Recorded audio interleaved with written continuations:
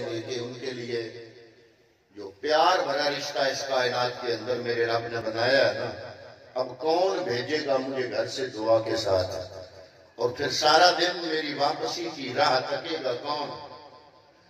تو یہ کام ماں کرتی ہے، دعا سے گھر سے فارغ کرتی ہے، بچہ جب تک گھر نہیں آتا سارا دن وہ دعا کرتی ہے۔ تو ہم دعا کرتے ہیں کہ اللہ رب العالمین والدہ کی رحمتوں اور اس کے خوبصورت صاحبان کا جو سایہ محمد عادل اور محمد شادل پہ قائم تھا وہ اٹھ گیا، تو اللہ رب العالمین ان کو صبر اور صبر پہ عظیم اجر عطا فرمائے۔ میں نے آج کی گفتگو آپ کی خدمت میں پیش کرنے کے لیے سورہ بقرہ کی مشہور آیا مبارکہ تلاوت کرنے کی سعادت حاصل کی۔ یہ مکالمہ ہے سورہ بقرہ کے اندر، اللہ اور فرشتوں کے درمیان مکالمہ ہے جو روز ازل کو ہوا جب حضرت آدم ابھی بنے نہیں، تو روز ازل کو رب العالمین نے اس انسان کے بنانے کے ارادے کا اظہار فرمایا۔ علماء فرماتے ہیں کہ رب نے جو ملائکہ کے سامنے یہ اظہار کیا نا، مقصد مشورہ لینا نہیں تھا، کیونکہ رب نے جو کام کرنا ہے وہ کرنا ہے۔ اللہ نے اپنے ارادے کا ملائکہ کے سامنے اظہار کیا، اور کن لفظوں میں کیا؟ وہی جملے جو مکالمے کی صورت میں میرے رب اور فرشتوں کے درمیان ہوئے سورہ بقرہ میں رب نے بیان فرمایا، اور میں نے آپ کے سامنے وہی جملے تلاوت کیے۔ اللہ نے فرمایا قال انی جاعل فی الارض خلیفہ، اے ملائکہ میں زمین میں اپنا خلیفہ بنانے والا ہوں۔ اب بڑا قابل غور بات یہ ہے کہ اللہ نے جس مخلوق کو بنانا ہے نا اس کا نام نہیں لیا، یہ نہیں کہا کہ میں آدم بنانے والا ہوں پہلے دن، یہ بھی نہیں کہا کہ میں بشر بنانے والا ہوں، یہ بھی نہیں کہا کہ میں انسان بنانے والا ہوں۔ جو مخلوق بنانے والا تھا اس کا نام نہیں لیا، بلکہ اس کو جو پوسٹ دینی تھی نا، جو عہدہ دینا تھا، جو عہدہ دینا تھا، جو پوسٹ اس کو دینی تھی، اس کا نام لیا۔ فرمایا قال انی جاعل فی الارض خلیفہ، میں زمین میں اپنا نائب بنانے والا ہوں۔ اب جب رب نے اپنے ارادے کا اظہار نیابت کی صورت میں کیا، اب ساری کائنات حیران ہو گئی کہ وہ خالق کائنات رب لم یزل علی کل شیء قدیر رب، جو اس کا نائب ہوگا وہ تو بڑے کمال کی چیز ہوگا، بڑی سپر شے ہوگا جو اس کا نائب ہوگا۔ اب ملائکہ نے یہ سوچا کہ جب سے ہم پیدا ہوئے ہم اللہ کی عبادت میں مصروف ہیں، ذکر و فکر میں مشغول ہیں، اس کی کبھی نافرمانی نہیں کی، ہو سکتا ہے رب ہمیں یہ عہدہ دے۔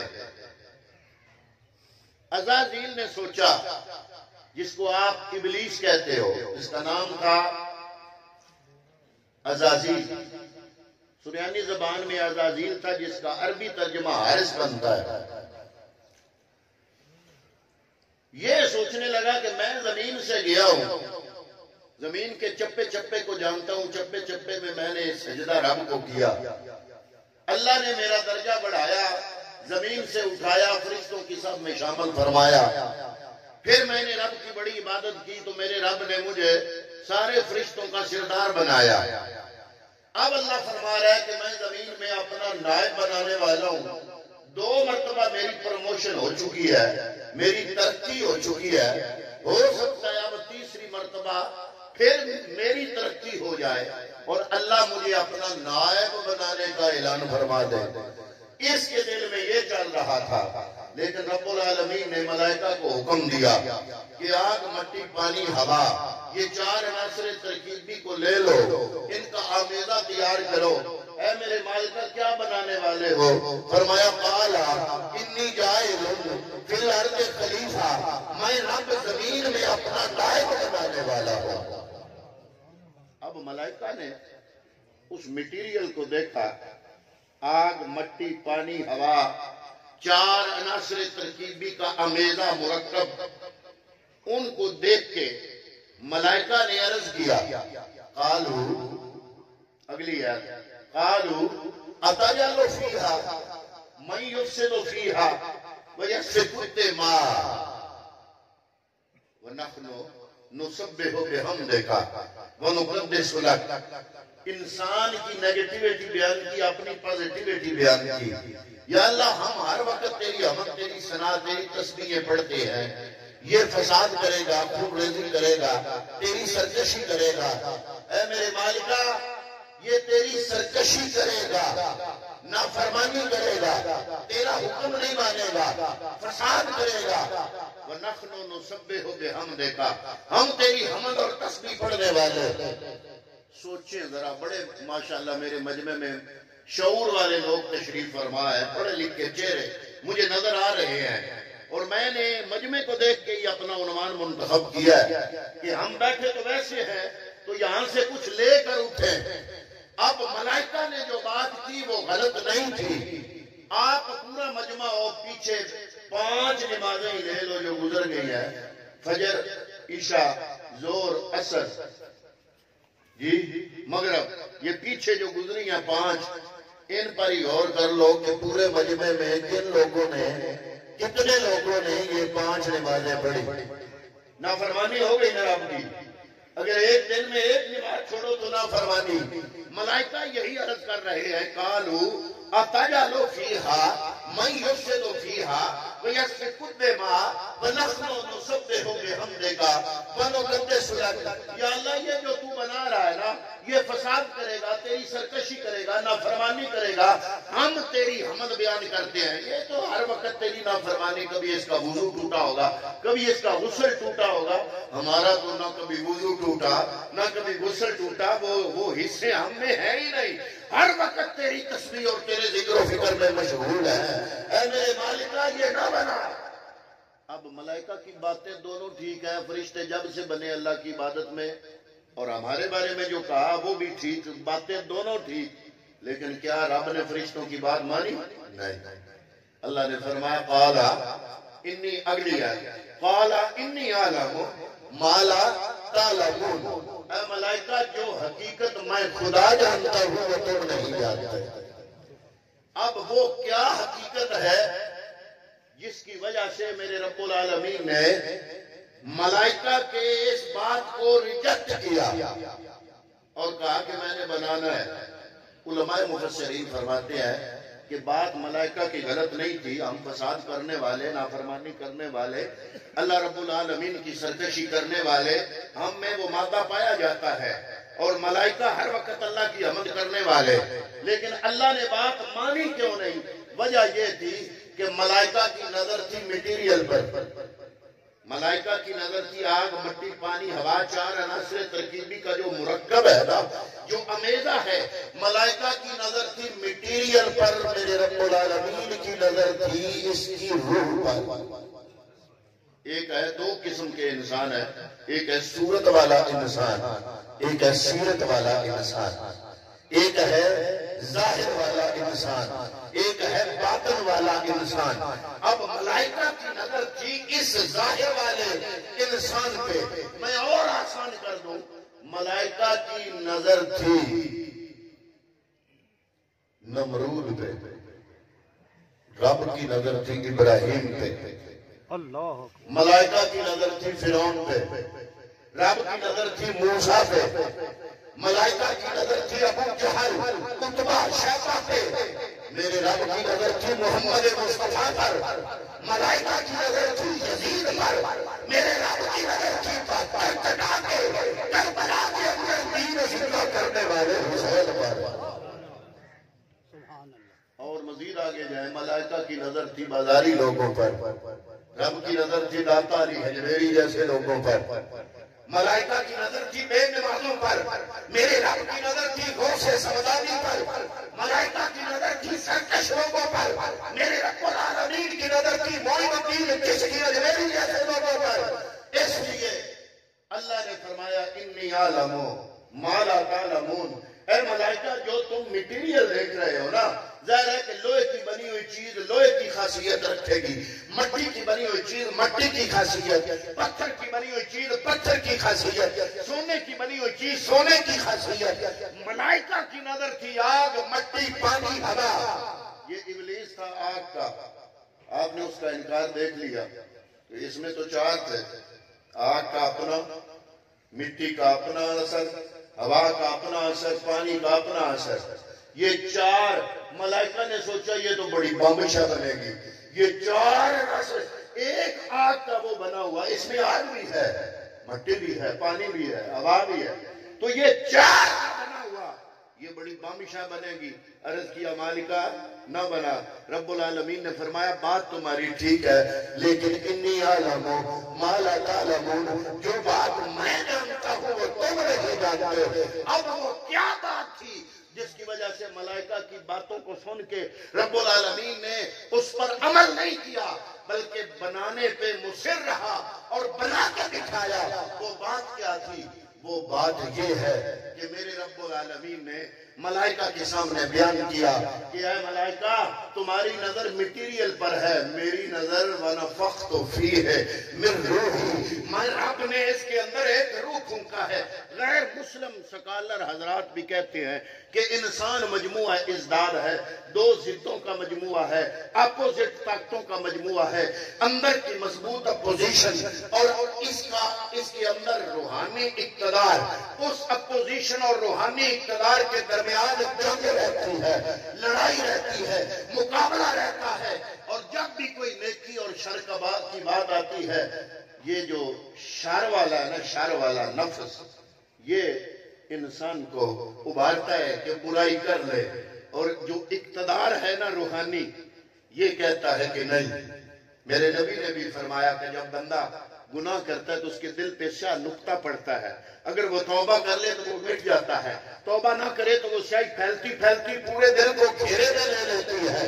تو فرمایا کہ چونکہ اندر مقابلہ ہے، مجموعہ ازداد ہے، دو ضدوں کا مجموعہ، اندر کی مضبوط اپوزیشن اور باہر کی روحانی قوت و طاقت رب نے اندر رکھی، تو رب العالمین نے فرمایا ملائکہ تمہاری نظر ہے میٹیریل پہ، میری نظر ہے اس کی روح پہ۔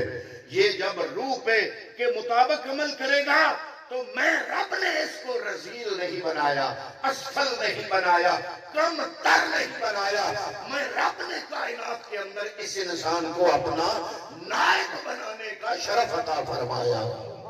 پتہ چلا رب نے ہمیں کمزور نہیں بنایا، رب نے ہمیں رذیل نہیں بنایا، رب نے ہمیں گھٹیا نہیں بنایا، رب نے ہمیں اپنے بعد کائنات کے اندر اپنا نائب بنایا۔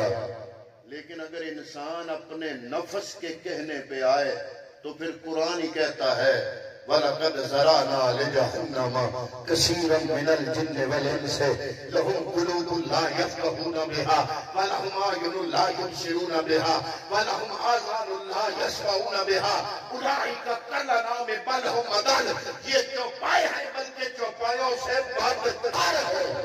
یا اللہ یہ انسان کو تو کہہ رہا ہے چوپایا، ادھر کہہ رہا ہے یہ میرا نائب۔ فرمایا ہاں جو نائب بنتا ہے ان کو میں قسمیں اٹھا کے کہتا ہوں وَالتِّينِ وَالزَّيْتُونِ وَطُورِ سِينِينَ وَهَٰذَا الْبَلَدِ الْأَمِينِ، چار قسمیں اٹھائیں۔ فرمایا لَقَدْ خَلَقْنَا الْإِنسَانَ فِي أَحْسَنِ تَقْوِيمٍ، انسان وہی ہے، اس کی منزل اللہ کا نائب ہونا۔ آپ کی منزل بھی وہی ہے، میری منزل بھی وہی ہے۔ عمل کرنا ہے اس منزل کو حاصل کرنے کے لیے کہ ہم رب کا نائب بننے کا ہمیں شرف نصیب ہو۔ ہم نے سمجھا کہ یہ کام صرف اولیاء کا ہے اور ہمارا کام یہ نہیں ہے۔ ارے جنہوں نے رب کی نیابت کے لیے کوشش کی وہ اولیاء بن گئے، لیکن اس کا یہ مطلب نہیں کہ یہ وہ منزل صرف انہی کے لیے ہے، وہ ہم سب کے لیے ہے۔ وہ منزل ہے رب کی نیابت کی، وہ ہمارا مقصود ہے، وہ ہماری منزل ہے، اور اس منزل کو سامنے رکھ کر ہم نے عمل کرنا ہے۔ اگر اپنے اس نفس کو کر لیا قابو، وہ کسی فارسی والے نے کہا دل بدست آور کہ اجے اکبر است، جس نے دل کو کڑیالہ ڈال لیا نا، قابو کر لیا، ہاتھوں میں لے لیا، کنٹرول حاصل کر لیا نا دل پہ. یہاں پر مجھے حضور غوث سمدانی کی بات یاد آئی. آپ نے لکھا اپنی کتاب میں کہ اللہ نے سابقہ کتابوں میں ایک حقیقت کا اظہار کیا ہوا ہے آسمانی کتب میں. وہ یہ ہے، حضور غوث اعظم فرماتے ہیں کہ علی کل شیء قدیر ہے خدا، اذا اراد شیئا ان یقول له کن فیکون. جب وہ کوئی شے بنانے کا ارادہ کرتا ہے تو کہتا ہے کن ہو جا، فیکون وہ شے ہو جاتی ہے. تو غوث سمدانی فرماتے ہیں یہ قوت تکوینی صرف رب کو حاصل ہے، لیکن رب چاہے. اب اگلا جملہ غوث پاک کا بڑا قابل توجہ ہے. جب کسی شے کے بنانے کا ارادہ کرتا ہے تو کن کہتا ہے تو وہ شے ہو جاتی ہے.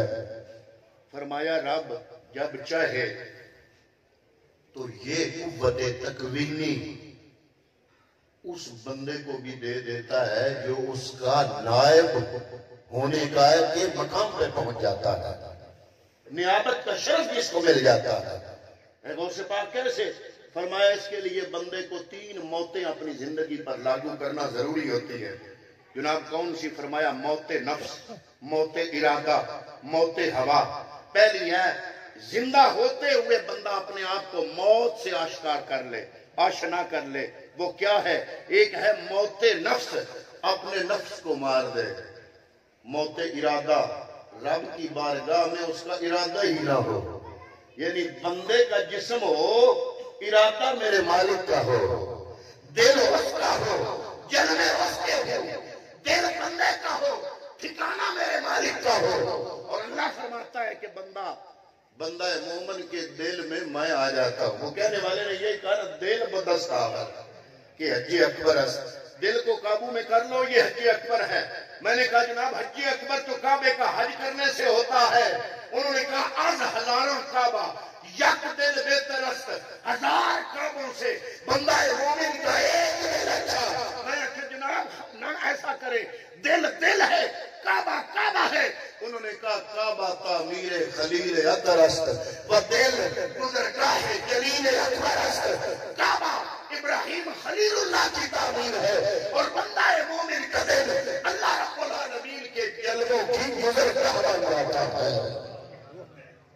اگر دل ہو، ہم نے تو اس دل کو جانور بنا دیا نا.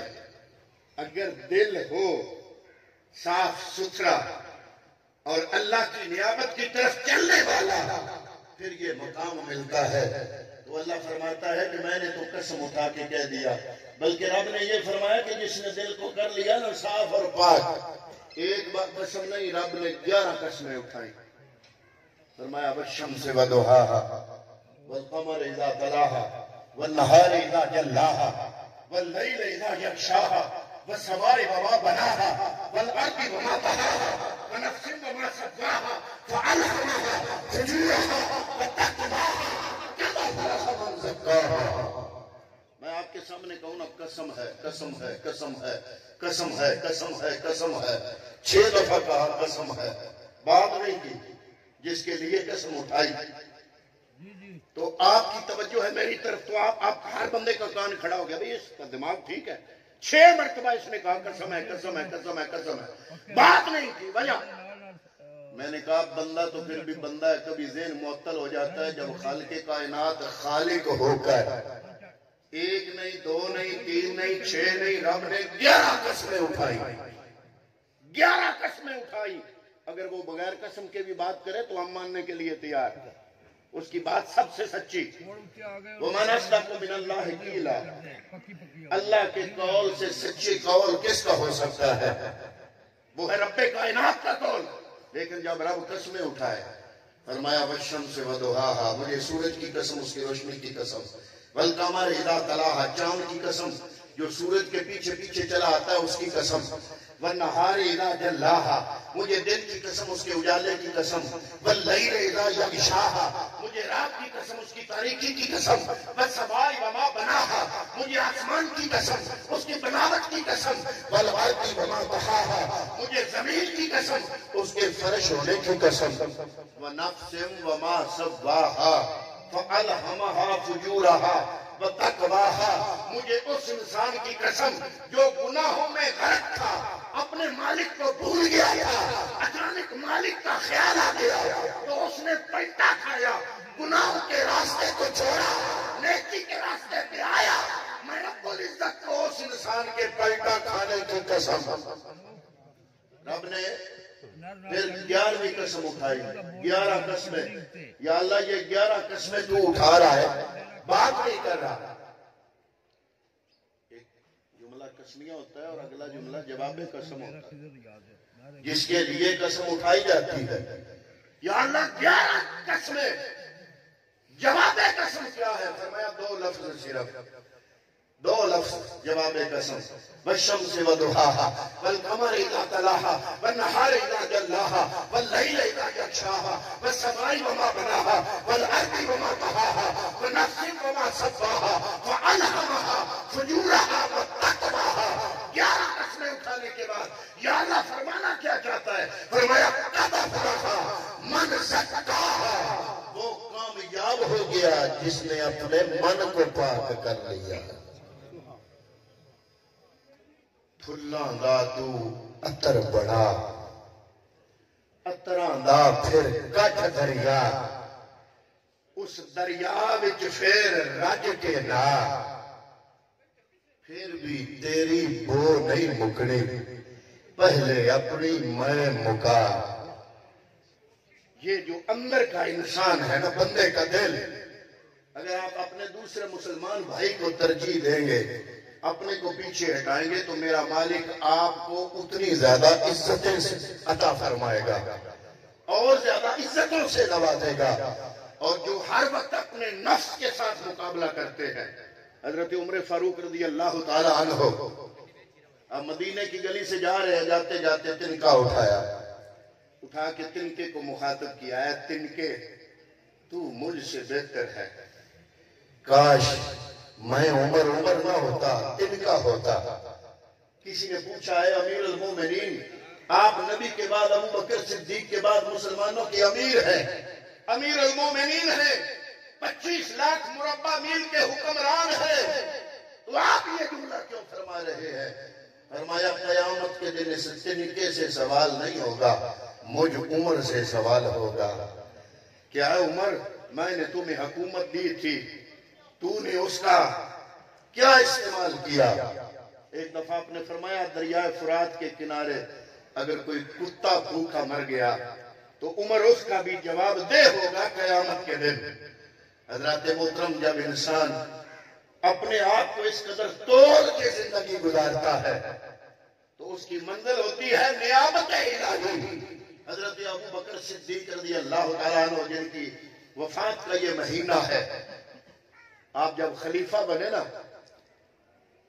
تو آپ کو صحابہ کرام نے کہا کہ آپ اپنی تجارت چھوڑو، مسلمانوں کے کام آپ کے ذمے ہیں، آپ خلیفہ ہیں، یہ کام کرو، ہم آپ کو کوئی نہ کوئی روزینہ تنخواہ مقرر کریں گے۔ مسلمانوں نے جو تنخواہ مقرر کی تو آپ نے مخالفت کی، آپ نے فرمایا کہ مجھے پھر اتنی تنخواہ دو جتنی مدینے کے مزدور کی تنخواہ ہوتی ہے۔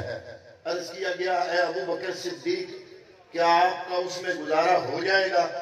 فرمایا اگر میرا گزارا نہ ہوا تو میں مدینے کے مزدور کی تنخواہ بڑھا دوں گا، مجھے پتا ہوگا کہ اس سے گزارا ہوتا ہے یا نہیں ہوتا۔ حضرات محترم، آپ کی زوجہ محترمہ نے حلوے کی فرمائش کی کہ دل کرتا ہے حلوہ پکاؤں لیکن خرچہ نہیں۔ آپ نے کہا کہ جتنا روزینہ آتا ہے اگر اس میں پیسے پکا سکتی ہو تو ٹھیک ہے۔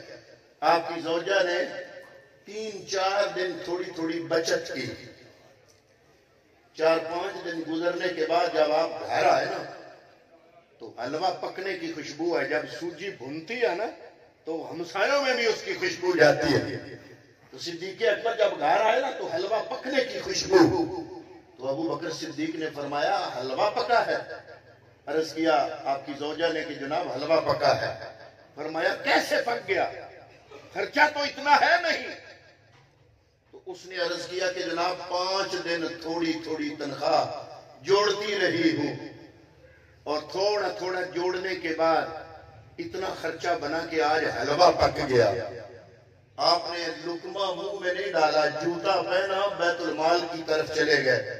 جو وزیر خزانہ تھا اس کے پاس چلے گئے، اس کو کہا میری بیوی اتنے پیسے روز بچاتی تھی، آج اتنے دن ہوتی رہی تو حلوہ پکا تو پتا چلا اتنے پیسے میری ضرورت سے زیادہ ہے جو میری بیوی بچاتی ہے، خبردار آئندہ میری تنخواہ سے اتنے پیسے کاٹ کے دینا، اتنی بچت کم دینا، بچت نکال دینا اور اتنی تنخواہ دینا جس سے میرا صرف گزارا ہو سکے۔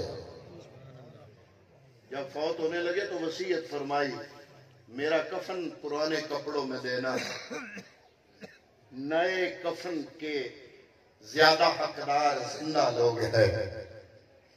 جس ابو بکر نے ایسے زندگی گزاری کوئی تصور کر سکتا ہے؟ جس نے اپنا تن من دھن محمد عربی پہ لٹایا اور خلیفہ بننے کے بعد کوئی چیز اپنے اوپر حلال نہ رکھی، اتنی تنخواہ لی جتنی ضرورت کے مطابق تھی۔ اور اس ابو بکر صدیق پہ کوئی اعتراض کرے کہ اس نے رسول اللہ کا مال کھایا تو کتنی بہت زیادتی ہے اس ہستی پر جس نے اتنے تقوی اور اتنی پرہیزگاری کے ساتھ زندگی گزاری۔ تو حضرت میں عرض کر رہا تھا کہ انسان کے اندر دو طاقتیں ہیں، ایک ہے نفس کی قوت، ایک ہے روح کی طاقت۔ میرے رب العالمین نے اس انسان کو اشرف المخلوقات بنا کے اپنا نائب بنانے کا اعلان فرمایا۔ اے ملائکہ میں نے انسان کو اپنا نائب بنا دیا، یا اللہ یہ نہ بنا، یہ فساد کرے گا، خون ریزی کرے گا۔ اللہ نے فرمایا انی اعلم ما لا تعلمون، تھوڑی سی کبھی اگر تکلیف کریں، اوپر سے جو مہمان آ رہے ہیں نا ان کے لیے آسانی ہو جائے گی اور آپ کو بھی تکلیف نہیں ہوگی، اٹھ کے آگے آگے تکلیف کی معذرت، تکلیف کی معذرت۔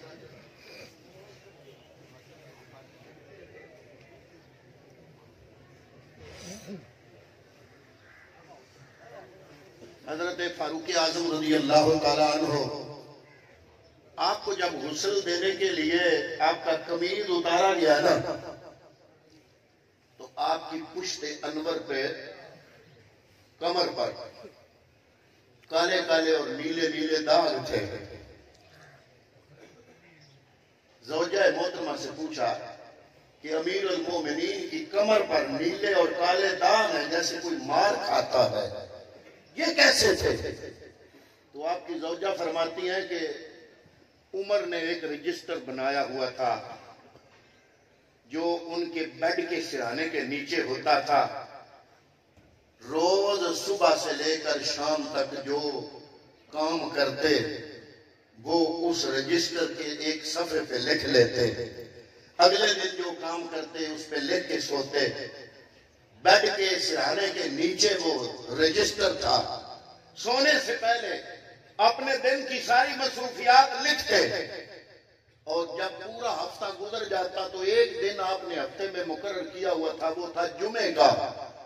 جمعے کے دن وہ رجسٹر نکالتے، پورے ہفتے کا جائزہ لیتے، اگر کوئی کام ان کے ذوق میں اللہ کی رضا کے خلاف ہوتا تو کوڑے لے کر اپنے آپ کو مارتے۔ اے عمر کیا تم قیامت کا دن بھول گئے؟ اے عمر کیا تم نے رب العالمین کی بارگاہ میں پیش نہیں ہونا؟ اے عمر کیا تجھ سے وَمَنْ يَعْمَلْ مِثْقَالَ ذَرَّةٍ خَيْرًا يَرَهُ وَمَنْ يَعْمَلْ مِثْقَالَ ذَرَّةٍ شَرًّا يَرَهُ، ذرے ذرے کا حساب نہیں ہونا۔ اے عمر کیسے زندگی گزار رہے ہو؟ تو یہ کوڑوں کے نشان جو نیلے اور کالے آپ کی کمر پر ہے، یہ وہ خود کو کوڑے لگاتے تھے۔ ان لوگوں نے زندگی ایسے گزاری تو رب نے بھی فرمایا کہ اے کائنات والو یا ایھا الذین آمنوا اتقوا اللہ حق تقاتہ، اے ایمان والو اللہ سے ایسے ڈرو جیسے ڈرنے کا حق ہے۔ یا اللہ ہمیں کیا پتہ ہے تجھ سے ڈرنے کا حق کیا ہے؟ فرمایا میرے محبوب نے جن لوگوں کی تربیت فرمائی ان صحابہ کرام کی زندگیوں کو دیکھو، جس طرح انہوں نے تقوی کو اپنایا اور زندگی گزاری تھی، ایسے رب العالمین کی ذات سے تقوی کرنے اور اس سے ڈرنے کا حق ایسے ہے جیسے ابو بکر صدیق ڈرتے رہے، جیسے عمر فاروق ڈرتے رہے۔ کون ابو بکر صدیق؟ جب ان کا باپ ابھی مسلمان نہیں ہوا، کلمہ نہیں پڑا، اس نے غلط لفظ بولا میرے نبی کے خلاف، تھپڑ مارا باپ کے چہرے پر، حضور کی بارگاہ میں آیا اور آ کر عرض کیا یا رسول اللہ، چھوٹا چھوٹا کام بتاتے تھے نبی کو، میں نے آج باپ کے چہرے پہ تھپڑ مارا۔ فرمایا کیوں؟ عرض کیا آپ کو برا بولا تھا۔ فرمایا اے ابو بکر پھر بھی تیرا باپ تھا۔ عرض کی یا رسول اللہ، اگر میرے پاس تلوار ہوتی میں باپ کو نہ دیکھتا، آپ کی ذات کو دیکھتا، میں تلوار لے کر اپنے باپ کو کا سر تن سے جدا کر دیتا۔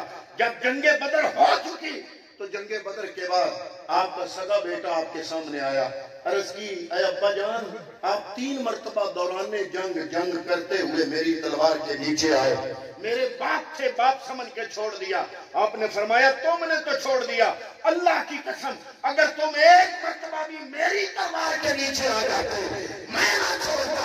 عرض کیا کیا میں آپ کا بیٹا نہیں؟ فرمایا بیٹے بھی ہو، لیکن یہاں مصطفیٰ کا پیار اور محبت ہے، اولاد سے بھی بڑھ کے ابو بکر اپنے پیغمبر سے محبت کرتا ہے۔ اگر نبی کے وفادار بن کے آتے تو پیار کرتا، نبی کے غدار بن کے آتے تو یہ نہ دیکھتا کہ بیٹا ہے۔ یہ ہے تقویٰ کہ ہر چیز لٹائی اور اہمیت دی۔